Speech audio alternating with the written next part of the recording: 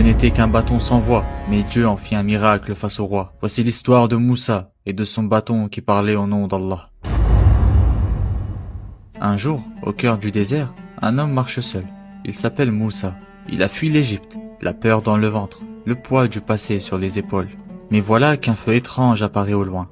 Une lumière qui brille sans brûler. Intrigué, il s'approche, et ce qu'il entend va changer sa vie à jamais. Moussa, Une voix venue d'ailleurs, venue d'en haut. je suis ton Seigneur. Ôte tes sandales, car tu es dans une vallée sacrée. La terre tremble dans le cœur de Moussa. Dieu lui parle, et il lui donne une mission. Retourner en Égypte et affronter Pharaon. Mais Moussa a peur, il tremble. Il n'est qu'un homme, et Pharaon est un tyran. Alors Dieu lui donne un signe. Qu'as-tu dans la main, ô Moussa? Il regarde, C'est mon bâton. dit-il. Je m'y appuie pour marcher.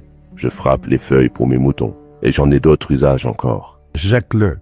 Moussa obéit, le bâton tombe, et soudain, il bouge, il rampe, il devient un serpent vivant, rapide et terrifiant. Moussa recule, pris de panique, mais la voix lui dit. Ne crains rien, ô Moussa. Avance et saisis-le à nouveau.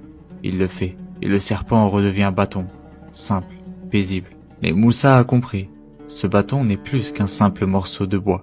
Les jours passent, et Moussa revient en Égypte, face au plus puissant des hommes, Pharaon.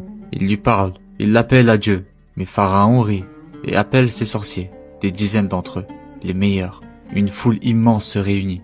Tous veulent voir, tous veulent savoir. Les sorciers jettent leurs cordes et leurs bâtons, et par leur tour, ils font croire aux gens qu'ils bougent. Des serpents partout. Moussa est troublé, mais Dieu le rassure. Ne crains rien, c'est toi qui auras le dessus. Alors Moussa jette son bâton. Et cette fois, ce n'est pas une illusion. Le bâton devient un véritable serpent. Immense, impressionnant.